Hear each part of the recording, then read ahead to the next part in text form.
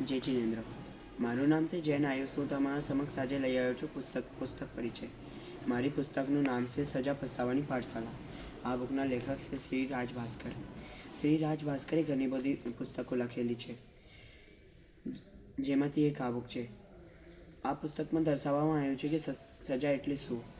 સજા પાપનું પરિણામ છે, ગુનાનું ગંભીર પરિણામ છે. સજા પાપનું પરિણામ છે, ગુનાનું ગંભીર પરિણામ છે અને નરકની ખાણ પણ છે. સજા ક્યારેક દાનવને માનવ બનાવી દે છે, તો ક્યારેક માનવને દાનવ પર બનાવી દે છે. સજા સત્ય છે અને સજા મૃત્યુ પણ છે. સજા હૃદયને શુદ્ધ કરતી ગતિ છે. સજા પોતાની સ્વામી સાથે વળી જતી સતી પણ છે. સજા મારી ગયેલી મતિ છે. સજા એ છે જે આપણને જીવતા શીખવાડે છે. સજા એ છે જે આપણને ખોટું કરતા અટકાવે છે. સજા પીડા છે, સજા આંસુ છે, સજા ફરમાન છે, સજા માન અને અપમાન છે.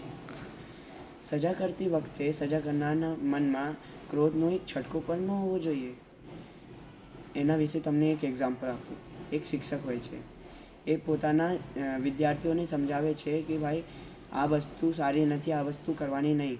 તો પણ વિદ્યાર્થીઓ એવું કરે છે. પછી શિક્ષક એને સજા આપે છે, ત્યારે શિક્ષકના મનમાં ફક્ત ને ફક્ત ગુનો દેખાય છે, પોતાનો ગુસ્સો નહીં. સમા એ સૌથી મોટી સજા છે. બધી જ સજા જરૂરી છે, પરંતુ એના પાછળ એક ખરો ગુનો હોવો પણ જરૂરી છે. આત્માને સજા કરે એવું તમે કેળવશો તો તમે ક્યારે સજા કરશો જ નહીં. નિર્દોષને તમે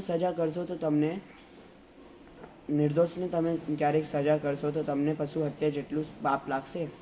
અસ્તુ.